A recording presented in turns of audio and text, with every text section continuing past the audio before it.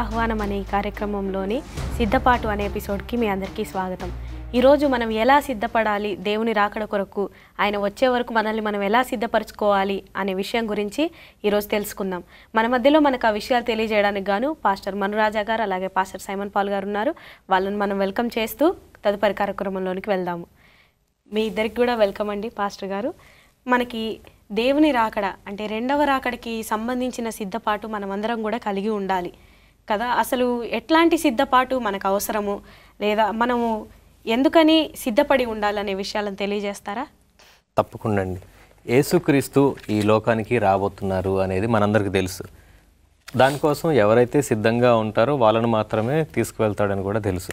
So మనము సిద్ధపాటు అనే విషయాలు చాలాసార్లు బైబిల్లో రకరకాల మాధ్యమాల ద్వారా మనం వింటూనే ఉన్నాం. యూట్యూబ్ ద్వారా కావచ్చు, సేవకులు ప్రసంగాల ద్వారా ఈ సిద్ధపాటు అనే పదం చాలా ఫ్రీక్వెంట్గా మనం వింటున్నాం. కానీ నిజంగా అసలు సిద్ధపాటు అంటే ఏంటిదనేది చాలామందికి ఇంకా క్లారిటీ లేని పరిస్థితులు కూడా ఉన్నాయి. ఒకసారి మనం గమనించినప్పుడు యేసుక్రీస్తు శిష్యులు తర్వాత యేసుక్రీస్తు తర్వాత వచ్చిన వాళ్ళందరూ కూడా, తర్వాత భక్తులు కావచ్చు, ఆ శిష్యులకున్న శిష్యులు కావచ్చు, సో వాళ్ళందరూ ఏ విధంగా సిద్ధపడ్డారు అనేది ముందుగా మనం జ్ఞాపకం చేసుకోవాలి.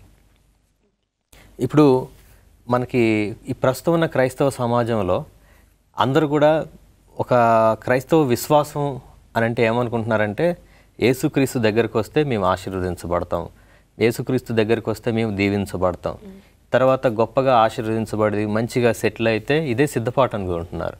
తర్వాత కొన్ని ప్రార్థనలకు వెళ్ళడం, వారం వారం చర్చికి పోవడం, అక్కడ కొన్ని కానుకలు వేసి రావడం, ఇంక ఇదే చాలు, ఇదే సరిపోతుంది అనుకుంటున్నారు. కానీ అది కాదండి. మనకి సిద్ధపాటు అని అంటే మనం రాబోయే శ్రమల కోసం మనం సిద్ధపడాలి. రాబోయే శ్రమ కాలం అనేది ఒకటి ఉన్నది, మహాశ్రమలు అని ఉన్నాయి. సో వీటన్నిటి కోసం మనం ఇప్పటి నుంచే సిద్ధపడాలి, శారీరకంగా మానసికంగా. దీన్ని మనం సిద్ధపాటు అని చూడొచ్చు. ఎందుకంటే యేసుక్రీస్తు శిష్యుల్లో ఏ ఒక్కరు కూడా చివరి వరకు ఓల్డ్ అయ్యి మంచిగా ప్రశాంతంగా బ్రతికి చనిపోయిన వాళ్ళు లేరు. అందరూ కూడా హతసాక్షులుగానే ఉన్నారు. వాళ్ళు సిద్ధపడ్డారు. బ్రతుకుట క్రీస్తే, చావైతే మేలే అనుకున్నారు. అది సిద్ధపాటు అంటే ఈ భూమి మీద అన్నీ సంపాదించుకొని చనిపోవడం అది కాదు సిద్ధపాటు. ఈ భూమి ఉన్న అన్నీ కూడా అవసరమైతే వదిలేయాల్సిన పరిస్థితి. అన్నీ మనం కూడబెట్టుకోవడం కాదు, కానీ దేవుని కోసం మనం త్యాగం చేస్తే అది సిద్ధపాటు అంటారు. దాని గురించి ఆ విధంగా నాకున్నాయని నేను దేవునికి ఇస్తా అనే ఆలోచన విధానం కలిగి ఉండటమే సిద్ధపాటు అనేది నా ఉద్దేశం. బైబిల్ కూడా అదే చెప్తుంది. చాలా చక్కగా చెప్పారండి. అసలు సంఘము ఎలా సిద్ధపడాలి అని మీరు అంటారు? అవునండి, మనం ఒకసారి గమనించినట్లయితే అందరూ కూడా ఈ సిద్ధపాటు విషయానికి వచ్చేసరికి సేవకులు పరిచర్య మొత్తం సేవకులే చేయాలి, మా పనంతా కూడా చర్చికి వెళ్ళి రావడం, ప్రతి విశ్రాంతి దినాన్ని చర్చికి వెళ్ళి మా పని చూసుకొని మళ్ళీ రావడం, మరలా తిరిగి విశ్రాంతి దినానికి చర్చికి వెళ్ళడం, ఇది మాత్రమే అనుకుంటారు. అంత మాత్రమే కాదు, ఇంకా చాలామంది ప్రజలు కూడా దేవుని దగ్గరికి వెళ్తే స్వస్థతలు కార్యాలు జరుగుతాయని మాత్రమే వెళ్తున్నారు. కానీ దేవుళ్ళో నిజమైన రక్షణ ఉందని, దేవుళ్ళో యేసుక్రీస్తు ప్రభువులో నిజమైన మనకి పరలోక రాజ్యము, ఆ వెలుగు ఉన్నదని వారు గ్రహించలేకపోతూ ఉన్నారు. అయితే మనం కూడా గమనించాలి, మనం దేవుడి దగ్గరికి వస్తున్నామంటే మొత్తం అదృష్టము లేదంటే మొత్తం మంచిగా జరుగుతుందని కాదు, శ్రమలు పొందిన వారికే దేవుని ఫలం ఉందని చెప్పేసి మనకు వాక్యం తెలియజేస్తూ ఉన్నది. మనం ప్రకటన గ్రంథము 3వ అధ్యాయము 19-20 వచనాలు ఒకసారి చదువుకుందామండి. ప్రకటన గ్రంథము 3వ అధ్యాయము 19-20 వచనాలు ఒకసారి చదువుకున్నట్లయితే అందులో స్పష్టంగా దేవుడు తెలియజేస్తూ ఉన్నాడు. నేను ప్రేమించు వారిని అందరినీ గద్దించి శిక్షించుచున్నాను కనుక నీవు ఆసక్తి కలిగి మారు మనస్సు పొందుము. ఇదిగో నేను తలుపు నొద్ద నిలుచుండి తట్టుచున్నాను. ఎవడైనను నా స్వరము విని తలుపు తీసిన ఎడల నేను అతని యొద్దకు వచ్చి అతనితో నేనును నాతో కూడా అతడును భోజనము చేయుదుము. చాలండి, ఇక్కడ వాక్యం స్పష్టంగా తెలియజేస్తూ ఉన్నది. ఇక్కడ ఖచ్చితంగా దేవుడు ప్రేమించిన వారందరినీ కూడా గద్దిస్తూ ఉన్నారంట. మనం తప్పుడు మార్గంలో వెళ్తే ఖచ్చితంగా ఆయన గద్దిస్తారు. అయితే మొదట మన సంఘంలో ఒక సభ్యుడిగా మారినప్పుడు మనకి మొదటిగా ఉండాల్సింది ఏంటంటే, ఇక్కడ మనకి స్పష్టంగా ఉంది, మారు మనస్సు. ఈ మారు మనస్సు లేనిది మనం ఈ సేవకునిగా లేదా క్రైస్తవునిగా జీవితాన్ని సాగించడం అనేది చాలా కష్టం. మారు మనసు లేకుండా నేను మళ్ళీ పాత జీవితాన్ని జీవిస్తా, నేను క్రైస్తవుని అని చెప్పుకుంటే కుదరదు. మన పాత జీవితం నుంచి విడిచిపెట్టి క్రీస్తులో నూతన జీవితాన్ని ప్రారంభించడమే మనం నిజంగా క్రైస్తవుడిగా మారినట్టు. ఇక్కడ దేవుడు కూడా అదే తెలియజేస్తూ ఉన్నారు. ఎవరైతే అట్లాంటి మారు మనసు కలిగి ఉంటారో వాళ్ళు పిలిచినప్పుడు వారి గుమ్మం దగ్గర నేను ఉంటానని చెప్పేసి ఇక్కడ దేవుడు చెప్తా ఉన్నాడు. అంత మాత్రమే కాదు, ప్రకటన గ్రంథము 3వ అధ్యాయము 3వ వచనం కూడా చూసుకున్నట్లయితే, నీవేలాగు ఉపదేశము పొందితివో ఏలాగు వింటివో జ్ఞాపకము చేసుకొని దానిని గైకొనుచు మారు మనస్సు పొందుము. ఇది కావాలండి ప్రతి ఒక్కరికి కూడా. మనం దేవుని సన్నిధికి వస్తున్నాం అంటే మనం ఏలాగు వింటుమో, మనం ఎలాంటి సాక్ష్యాన్ని వింటుమో, ఎలాంటి సాక్ష్యాన్ని పొందుకుంటున్నామో దాన్ని మనం విని దాన్ని పాటించాలి. పాటిస్తూ మనం మారు మనసు పొందుకోవాలి. మనం మార్పు చెందాలి. మార్పు చెందకుండా పాత జీవితమే నాది ఎల్లప్పుడూ అని అంటే కుదరదు. మనం ఒక్కసారి దేవుళ్ళకి వచ్చాక ఎంత గొప్ప మార్పు కనపడాలంటే చివరికి మనం అపోస్తులలాగా లేదంటే శిష్యులలాగా నీ స్థితి నా స్థితి ఉండాలి. ఇప్పుడు తరతరాలు మారిపోతూ ఉన్నాయి, కానీ నేను పుట్టు క్రైస్తవుని అని చెప్పుకుంటున్నాం, కానీ స్వార్థ ఉండదు, పరిచర్య ఉండదు, మాటలు మాత్రమే ఉంటా ఉన్నాయి. నిన్న కూడా మనం చెప్పుకున్నాం అండి, గడిచిన ఎపిసోడ్లో చెప్పుకున్నాం.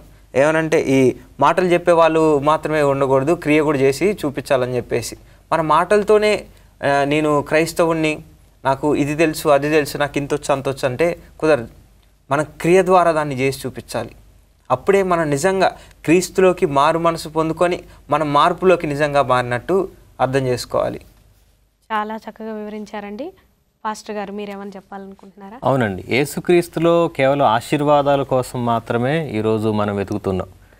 యేసుక్రీస్తు ఎప్పుడు కూడా నిన్ను దీవించనని చెప్పలేదు, ఆశీర్వదించును అని చెప్పలేదు. కాగా రాజ్యమును నీతిని మొదట వెతుకుడి, అప్పుడు ఇవన్నీ మీకు ఇస్తా అని కూడా దేవుడు చెప్తా ఉంటే మనం నీతిని వెతకట్లేదు, రాజ్యాన్ని వెతకట్లేదు. కేవలం ఎంతవరకు కూడా స్వస్థత సభలు అంటే అక్కడికి వెళ్ళిపోతాం, ఆశీర్వాద పండుగలని ఒక బోర్డు పెడితే అందరూ అక్కడికి వెళ్ళిపోతాం. ఆ చర్చికి పోతే ఆ పాస్టర్ గారు ప్రార్థన చేస్తే ఏదో మనకి మేలు జరుగుతుందంటే మేలులు, దీవెనలు, ఆశీర్వాదాలు, ఇది మాత్రమే మనకి ఆకర్షణ అయిపోయినాం. బాగా కంప్లీట్గా దానికోసమే అడిక్షన్ అయిపోయింది మనకి. ఈ దేవుని నిజమైన విశ్వాసంలో మనం లేము. ఏదైనా కొంచెం సమస్య వస్తే అవసరమైతే ఈ చర్చి కాదు, పాస్టర్ గారు చెప్పినట్టు మరి దేవుడేమో నువ్వు మార్గం తప్పే పరిస్థితి ఉంటే శిక్షిస్తా అంటున్నారు. కానీ ఇక్కడేమో అవసరమేమో అయితే పాస్టర్ గారు ఏదైనా మనం గద్దించే పరిస్థితి వస్తే పాస్టర్ గారిని తప్పు పడుతున్నాం, ఈయనొద్దు ఇంకొక దగ్గరికి వెళ్ళిపోదాం, అట్లాంటి పరిస్థితుల్లో మనం ఉన్నాం ప్రస్తుతం. చాలా చక్కగా చెప్పారండి. ఇప్పటివరకు వివరించిన వాటన్నిటిని బట్టి మీకు చాలా కృతజ్ఞతలు. మనం ఒక చిన్న విరామం తీసుకొని మళ్ళీ వచ్చేద్దాం. చూశారు కదండి, ఎంతో చక్కగా సంఘం అనేది ఎలా సిద్ధపడాలి అనే విషయాలను చర్చిస్తూ ఉన్నాము. కాబట్టి మీరు కూడా వేచి ఉండండి. చిన్న విరామం తీసుకొని మళ్ళీ వచ్చేద్దాం. చివరి ఆహ్వానం అనే కార్యక్రమంలోని సిద్ధపాటు అనే ఎపిసోడ్కి మీ అందరికీ తిరిగి స్వాగతం. మనం ఇంకా కొన్ని విషయాలు పాస్టర్ గారిని అడిగి తెలుసుకుందాం. పాస్టర్ గారు, ఇంకా ఎలా సిద్ధపడాలి? సంఘం అనేది బలంగా ఉండి సిద్ధపడాలంటే ఎట్లా ఉండాలి? అవునండి, మొదట మారు మనసు అనేది రావాలని చెప్పేసి ఇందాక చూసుకున్నాం. అంటే ఈ లోక సంబంధమైన వాటికి ఆకర్షితులం కాకుండా దేవుని సంబంధించిన వాటికి మనం ప్రయాసపడాలని చెప్పేసి చూసుకున్నాం. అయితే మనకి ఆదిమ సంఘంలో కూడా ఒక సమస్య అనేది కామన్గా ప్రతి సంఘంలో కూడా వచ్చింది. ఏంటంటే జెంటైల్స్ అందరూ కూడా, అన్యులందరూ కూడా దేవుళ్ళలోకి మారుతూ ఉన్నారు. అయితే వాళ్ళ పద్ధతులన్నీ కూడా ఏదైతే వాక్యంలో వాళ్ళు ఫిట్ చేద్దామని చెప్పి చూసుకుంటా వాళ్ళు చర్చిలో కూడా నూతన పద్ధతులు తీసుకొని రావడానికి చాలా ప్రయత్నాలు చేశారు. అయినప్పటికీ కూడా ఆదిమ అపోస్తులు కానీ, పౌలు కానీ, పేతురు కానీ వీళ్ళందరూ కూడా వారిని గద్దించారు. ఎవరైతే ఇట్లా కొత్త కొత్త ఆచారాలు తీసుకొని వచ్చి చర్చిలో కూడా చేద్దాం అనుకున్నారో వాళ్ళందరినీ కూడా గద్దించి వాళ్ళని సరైన మార్గంలో పెట్టడం జరిగింది. అంత మాత్రమే కాదు, మనం ఎప్పుడైతే మారు మనసు పొందుకుంటామో పొందుకున్న తర్వాత నుంచి మనకి యాకోబు రాసిన పత్రిక 5వ అధ్యాయం 16వ వచనం ఉంటుంది. మీ పాపములను ఒకరితో ఒకడు ఒప్పుకొని మీరు స్వస్థత పొందినట్లు ఒకరికొకడు ప్రార్థన చేయడం అని చెప్పేసి వాక్యం తెలియజేస్తూ ఉంది. ముందు మనం మారు మనసు పొందుతాం, తర్వాత మన పాపాన్ని ఒప్పుకోవాలి, ఆ తర్వాత ఒకళ్ళ గురించి ఒకళ్ళను ఖచ్చితంగా ప్రార్థన చేసుకోవాలి. అది సేవకుడి గురించి అయినా, సేవకులు పరిచర్యకి వెళ్తున్నారు అనుకోండి, వారి గురించి ప్రార్థన చేయాలి. సంఘంలో ఏమన్నా ఇబ్బందులు ఉన్నాయంటే వారి గురించి ప్రార్థన చేయాలి. ఏదో సంఘంలో ప్రార్థన టీంను ఒకరిని పెట్టారు కాబట్టి ఆ ప్రార్థన బాధ్యత వాళ్ళది అని వాళ్ళకి అప్పగిస్తే సరిపోదు. ప్రార్థన బాధ్యత ప్రతి ఒక్కరిది. నీ గురించి ప్రార్థన చేసుకోవాలి, నువ్వు సంఘం గురించి ప్రార్థన చేయాలి. మనకి వాక్యంలో అయితే రాజుల గురించి, నీ పైన ఉన్న అధికారుల గురించి కూడా నువ్వు ఖచ్చితంగా ప్రార్థన చేయమని చెప్పేసి వాక్యం తెలియజేస్తూ ఉంది. అంటే ఈ భూమి మీద ఉన్న ప్రతి ఒక్కరి గురించి కూడా నీ ప్రార్థనను నువ్వు జ్ఞాపకం చేసుకోవాలి. మనం పేరున ఒక్కొక్కరిని అంటే జ్ఞాపకం చేసుకోలేం, కానీ వాళ్ళకి ఇప్పుడు కరెంట్ జరుగుతున్న సమస్యలు, ఇబ్బందులు ఏవైతే ఉన్నాయో వాటిని బట్టి మనం ప్రార్థన చేసే వాళ్ళుగా ఉండాలి. అంత మాత్రమే కాదు, మొదటి తెస్సలోనికలు 5వ అధ్యాయం 16-17 వచనంలో ఎల్లప్పుడూ సంతోషంగా ఉండడి, ఎడతెగక ప్రార్థన చేయమని చెప్పేసి దేవుడు చెప్తా ఉన్నారు. అంటే కష్టాలు వస్తాయి కాదనట్లేదు, శ్రమలు కూడా వస్తూ ఉంటాయి కాదనట్లేదు. పౌలు గారు ఏం చెప్తా ఉన్నారు, ఆయన జైల్లో ఉండి మనకి ఫిలిప్పీలకు రాసిన పత్రిక 4:4 రాస్తారు, ఆనందించుడి, మరలా చెప్తా ఉన్నా ఆనందించుడి అని చెప్పేసి చెప్తా ఉంటారు. ఆయన జైల్లో ఉండి ఆనందించమని ఎట్లా చెప్పారు అంటే దేవుళ్ళలో ఉండే సంతోషం ఆయన అనుభవించగలిగారు. అంటే కష్టమైన, సుఖమైన, బాధైన, సంతోషమైన అన్నిట్లో మనం ఎప్పుడైతే ఆనందించగలమో, అన్నిటిని కూడా అధిగమించగలమో, అప్పుడు ఖచ్చితంగా దేవుడు మనకి తోడుగా ఉంటారు. మన బాధలు శ్రమలన్నింటి గురించి కూడా తప్పించి ఆయన ఉద్దేశించిన ఆయన చిత్తాన్ని దేవుడు మన జీవితంలో నెరవేరుస్తారు. అంత మాత్రమే కాకుండా చివరిగా ఎడతెగక ప్రార్థన చేయమని చెప్పేసి చెప్తా ఉన్నారు. ఆదిమ సంఘము ప్రార్థన ద్వారానే సమస్తాన్ని కూడా ప్రారంభించారు. వాళ్ళు అపోస్తుల కార్యములు 1వ అధ్యాయంలో మనకు ఉంటుంది, స్పష్టంగా మనం చూసుకుంటూ ఉంటాం. పెంతెకోస్తు పండుగ దినాన వాళ్ళు వెళ్ళి అక్కడ వాళ్ళందరూ కూడా మేడ మీద కూర్చొని ప్రార్థన చేయడం ప్రారంభిస్తారు. అప్పుడు వాళ్ళు దేవుని ఆత్మను పొందుకుంటారని చెప్పేసి మనం చూస్తూ ఉంటాం. అంటే ఆదిమ సంఘానికి ప్రార్థనే మూలము, ప్రార్థన ద్వారానే వారి పరిచర్య అనేది ప్రారంభమైంది. ఈరోజు మరి ప్రార్థన లేకుండా మనం ఎక్కడికి వెళ్ళగలం? ప్రార్థన లేకుండా అసలు ఏం చేయగలం? కాబట్టి ప్రార్థన అనేది ఎల్లప్పుడూ ఎడతెగక అన్ని విషయాల్లో కూడా చేస్తూనే ఉండాలి. ఈ విషయాన్ని మనం మర్చిపోయి నిర్లక్ష్యం చేసినట్లయితే మన సంఘము అభివృద్ధి చెందదు, మన జీవితం కూడా ఖచ్చితంగా అభివృద్ధి చెందదు. చాలా చక్కగా ప్రార్థన అనే సిద్ధపాటు ఉండాలని చాలా చక్కగా వివరించారండి. ఇంకా ఏమైనా అంశాలు ఉన్నాయండి మనం సిద్ధపాటు చేసుకోవడానికి? ఖచ్చితంగా అండి. క్రైస్తవ్యం అనేసరికి మరి ఇంతకుముందు కూడా చెప్పినట్టుగా ఆశీర్వాదాలు మాత్రమే కాదండి, మనకి శ్రమలు వస్తాయనే ఆలోచన కూడా మనకి ఎప్పుడు మన మనసులో ఉండాలి. మనకి దేవుని యేసుక్రీస్తు శిష్యుడైన తోమా గారు, ఆయన కూడా ఇక్కడికి భారతదేశంకి వచ్చి ఆయన ఇక్కడ చనిపోయినట్టుగా మనం గమనించవచ్చు. అదేవిధంగా గ్రాహం స్టెయిన్స్ ఒడిస్సాలో ఆయన తన ఫ్యామిలీతో వచ్చారు ఒక మిషనరీగా సువార్త పరిచర్య చేయడానికి. కానీ ఆయన చంపబడ్డాడు లోకల్ వాళ్ళ చేత. ఆ లోకల్లో ఉన్న మరి గిరిజనులు వాళ్ళు కలిసి ఆయన్ని చంపేశారు. ఎందుకనంటే సువార్త కోసం ఆయన శ్రమలు అనుభవించి చనిపోయారు. అదేవిధంగా చూస్తే JN Andrews, seventh day adventist పయోనీర్స్లో ఒకరు. ఆయన మరి తన ఫ్యామిలీని అంతటిని తీసుకొని స్విట్జర్లాండ్, యూరోప్ ప్రాంతంలో పరిచర్య చేస్తున్నప్పుడు అనారోగ్య పరిస్థితులు, అక్కడున్న వాతావరణం వారికి సహకరించలేదు, అనుకూలంగా లేదు. అనారోగ్య పరిస్థితుల మధ్య పిల్లలు చనిపోయి తన భార్య మరి ఒంటరిగా ఆయన మిగిలిపోవాల్సిన పరిస్థితి వచ్చినప్పుడు కూడా ఆయన దేవుణ్ణి పరిచర్యను విడిచిపెట్టలేదు. సో ఇది నిజమైన క్రైస్తవ విశ్వాసం. అంటే నాకు ఏదో వస్తుంది, నేను అక్కడికి వెళ్తే ఏదో జరుగుతుంది, లేకపోతే నేను ప్రార్థన చేస్తే ఏదో ఒక ఫలితం కోసం ప్రార్థన చేయాలి, లేకపోతే ఏదన్నా అవసరం ఉంటే అవసరత కోసం ప్రార్థన చేయాలి, ఇదే మనం అనుకుంటున్నాం. దేవుడికి ప్రార్థన చేస్తే నాకు అన్నీ ఇస్తారు అనే ఆలోచనతో చేస్తున్నాం. కానీ నన్ను రాకడ కోసం నేను సిద్ధపాటు కలిగి ఉండాలి, ప్రార్థనా శక్తిని నేను కలిగి ఉండాలి, దేవుని ఆత్మశక్తి చేత నేను ప్రేరేపించబడి దేవుని ఆత్మ ద్వారా నేను బలము పొంది, మనకుంది కదా అపోస్తల కార్యంలో 1:8, పరిశుద్ధాత్మ శక్తి మీ మీదకి వచ్చినప్పుడు మీరు శక్తిని పొందదరు అని రాయబడి ఉన్న ప్రకారంగా మనం ఆ శక్తి కోసం మనం ప్రార్థన చేయట్లేదు, ఆ బలం కోసం మనం ప్రార్థన చేయట్లేదు. మనకేదో కొన్ని అవసరాలు ఉన్నాయి, ఏదో కొన్ని అప్పులు ఉన్నాయి, అవి తీరిపోవాలని ప్రార్థన చేస్తాం. జాబ్ లేదు, జాబ్ కోసం ప్రార్థన చేస్తాం. అనారోగ్యం ఉంటే దానికోసం ప్రార్థన చేస్తుంటాం. సో అవి మాత్రం కాదండి, మనం ముందుగా ఆయన రాజ్యాన్ని, నీతిని వెతకడం నేర్చుకుంటే ఇవన్నీ ఆటోమేటిక్గా వస్తూ ఉంటాయి. కానీ మనం ఏం చేస్తున్నాం, ప్రైమరీగా వాటిని పెట్టుకొని దీన్ని మనం నిర్లక్ష్యం చేసుకుంటున్నాం. దేవుని రాజ్యం కోసం మనం అందరం సిద్ధపడాలంటే ముందు శ్రమలు అనుభవించడానికి సిద్ధంగా ఉండాలి. అపోస్తుల కార్యములు ఒకసారి 14వ అధ్యాయం 22వ వచనం ఒకసారి చూద్దామండి. అపోస్తుల కార్యములు 14వ అధ్యాయము 22వ వచనం. శిష్యుల మనస్సులను దృఢపరచి విశ్వాసమందు నిలకడగా ఉండవలెననియు అనేక శ్రమలను అనుభవించి మనము దేవుని రాజ్యములో ప్రవేశింపవలెననియు వారిని హెచ్చరించిరి. ఇక్కడ ఏమని హెచ్చరిస్తున్నారు? మనం దేవుని రాజ్యంలోకి ప్రవేశించాలంటే ఏం చేయాలి? అనేక శ్రమలు ఖచ్చితంగా అనుభవించాలి. శ్రమను అనుభవించకుండా మనం దేవుని రాజ్యంలోకి ప్రవేశించలేము.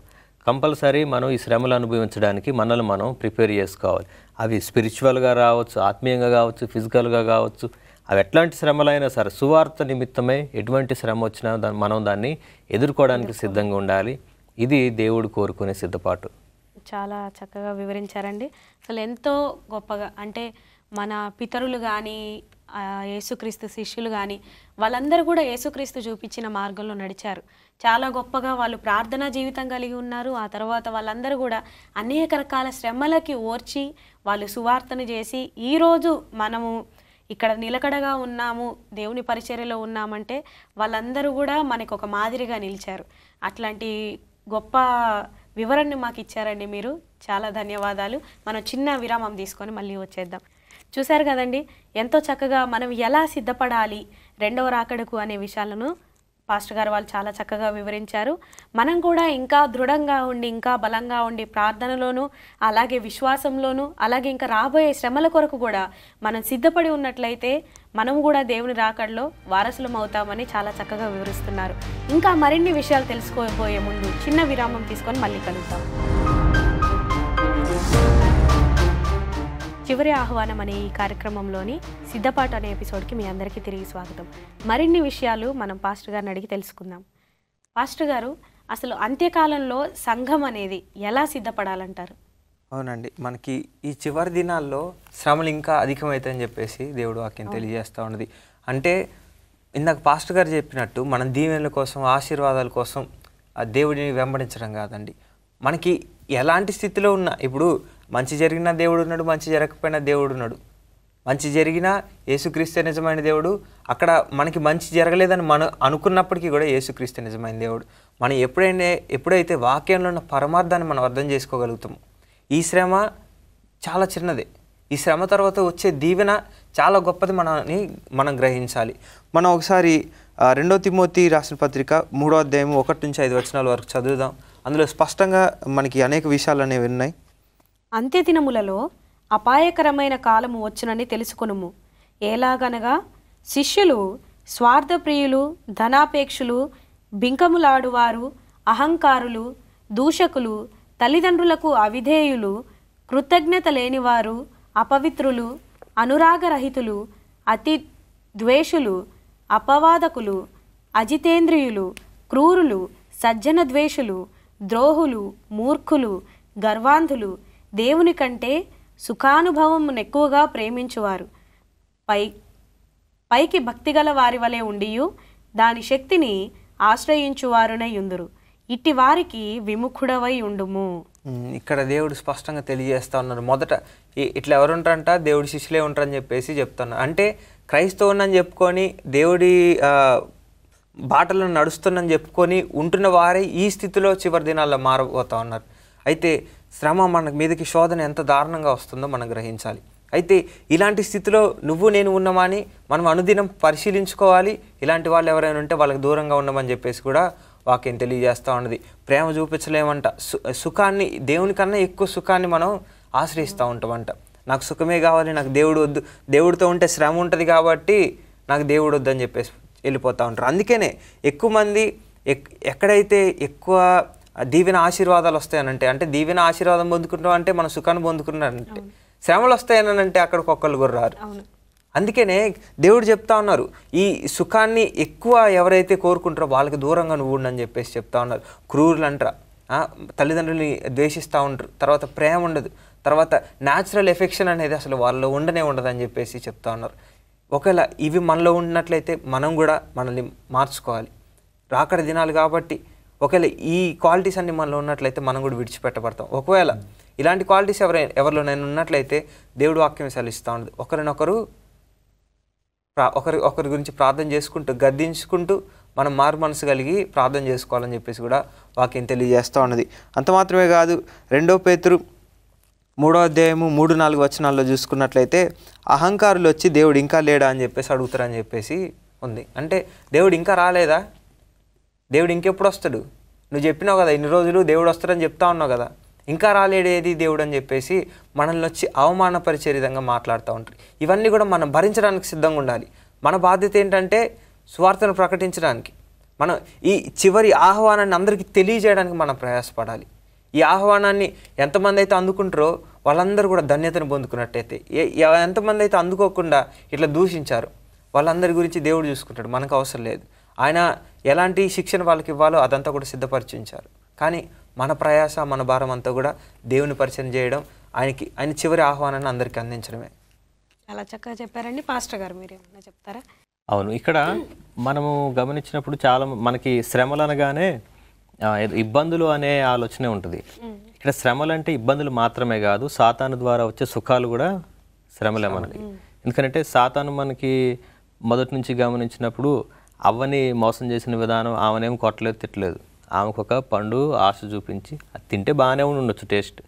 తర్వాత మిగతా యేసుక్రీస్తును కూడా ఆయన 40 రాత్రులు 40 పగలు ఉపవాసం ఉన్నప్పుడు ఆయనకి ఒక బ్రెడ్ రొట్టె చూపించి రాయిని రొట్టెగా చేసుకొని అప్పుడు ఆ రొట్టె తినడం ఆయనకి ఆశ ఎవరికైనా. అంటే మనకి కొంత సాటిస్ఫాక్షన్ ఇచ్చేదిగా ఉంటుంది, కానీ దాని ద్వారా మనం దేవునికి దూరం అవుతూ ఉంటాం. అంటే సాతాను ద్వారా వచ్చే శ్రమ ఎప్పుడు కూడా మనకి సెల్ఫ్గా సాటిస్ఫాక్షన్ ఉంటుంది, కానీ దేవునికి మనం దూరం అయ్యే పరిస్థితిలో గమనిస్తూ ఉంటాం. ఇక్కడ ఒకసారి 2వ తెస్సలోనిక 1వ అధ్యాయము 4-5 వచనాలు ఒకసారి చూద్దామండి. 2వ తెస్సలోనిక 1వ అధ్యాయము 4-5 వచనాలు ఒకసారి చదువుదాం. అందువలన మీ హింసలన్నిటిలోనూ మీరు సహించుచున్న శ్రమలలోనూ మీ ఓర్పును విశ్వాసమును చూచి మేము దేవుని సంఘములలో మీ యందు అతిశయపడుచున్నాము.